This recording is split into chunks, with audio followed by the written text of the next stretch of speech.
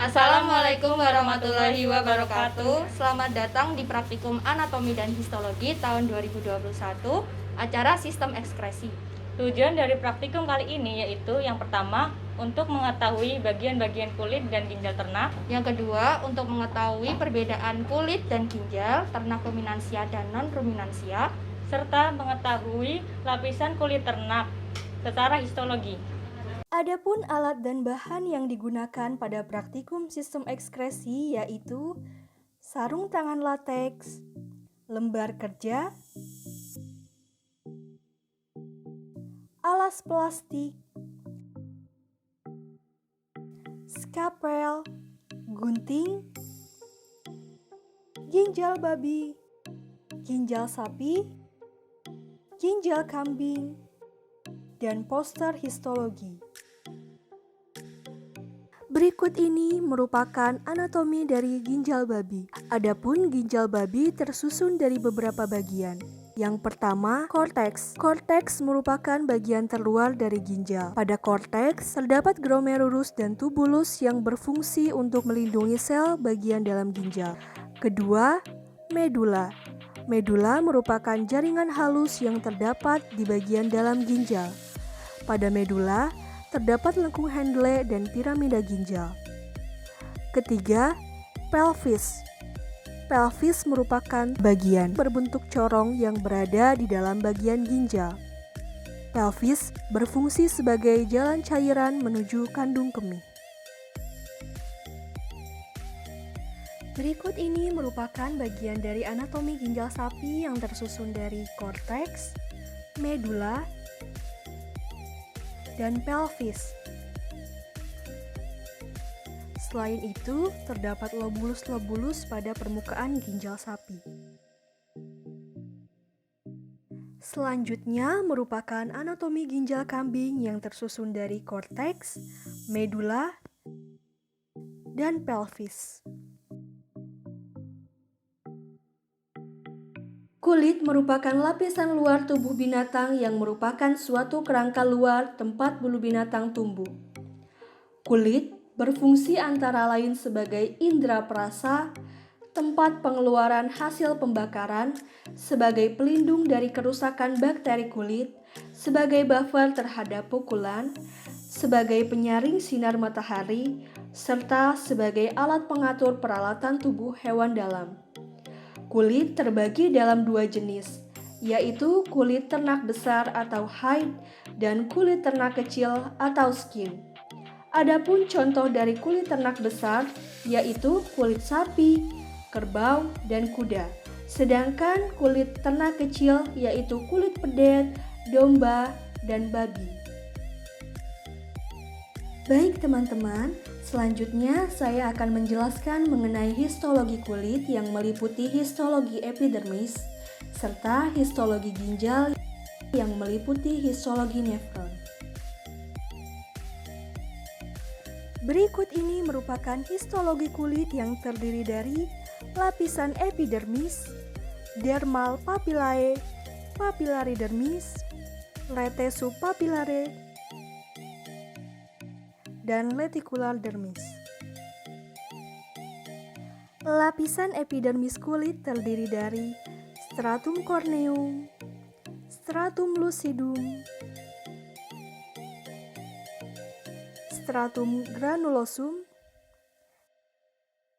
stratum spinosum, dan stratum germinativum.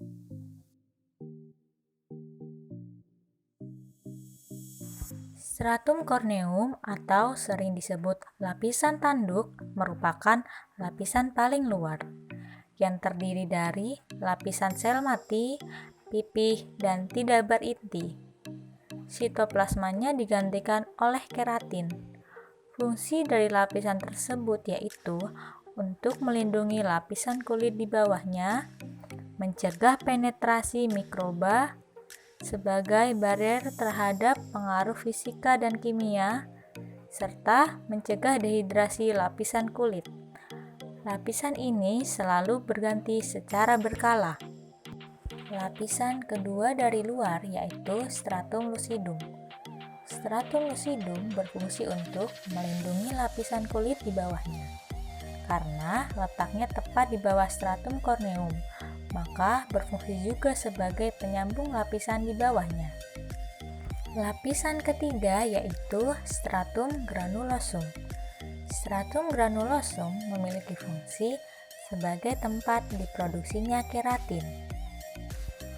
Lapisan keempat yaitu stratum spinosum. Stratum spinosum memiliki celah antar sel yang halus dan berguna untuk peredaran cairan jaringan ekstraseluler serta pengantaran melanin. Lapisan kelima atau terakhir disebut stratum germinativum. Stratum germinativum merupakan bagian paling bawah dari epidermis. Fungsi dari lapisan tersebut yaitu sebagai tempat mitosis sel epidermis. Sel epidermis akan memperbanyak dan mendorong lapisan di atas lapisan stratum germinativum menuju stratum corneum. Berikut ini merupakan histologi ginjal yang terdiri dari prenatal cortex, prenatal medulla, prenatal papilla, Prenatal piramid, prenatal column, fibrous capsule,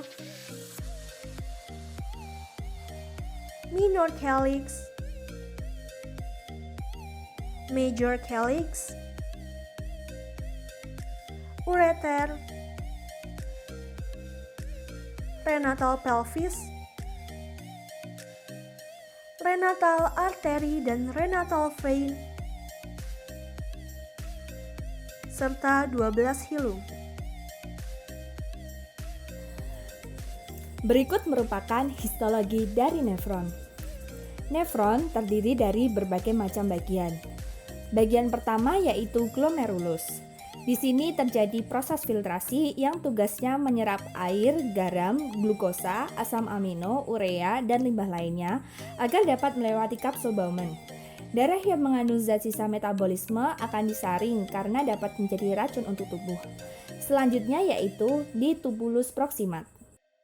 Pada tubulus proximat terjadi proses reabsorpsi yang tugasnya menyerap kembali air, glukosa, asam amino, natrium, dan nutrien lainnya ke aliran darah di kapiler yang mengelilingi tubulus. Setelah itu, air bergerak melalui proses osmosis sehingga menghasilkan urin sekunder.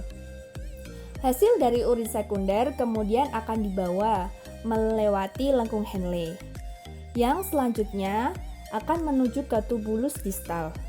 Di tubulus distal terjadi proses augmentasi. Tugas dari tubulus distal yaitu untuk menjaga keseimbangan pH asam basa dalam tubuh.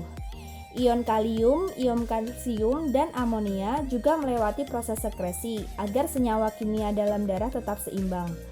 Proses ini dilakukan dengan meningkatkan sekresi zat seperti kalium dan kalsium ketika konsentrasinya tinggi. Selain itu, penyerapan kembali juga ditingkatkan dan mengurangi sekresi ketika konsentrasinya rendah. Hasil dari proses augmentasi yaitu urin sesungguhnya. Sekian praktikum acara sistem ekskresi pada hari ini. Kurang lebihnya kami mohon maaf. Wassalamualaikum warahmatullahi wabarakatuh.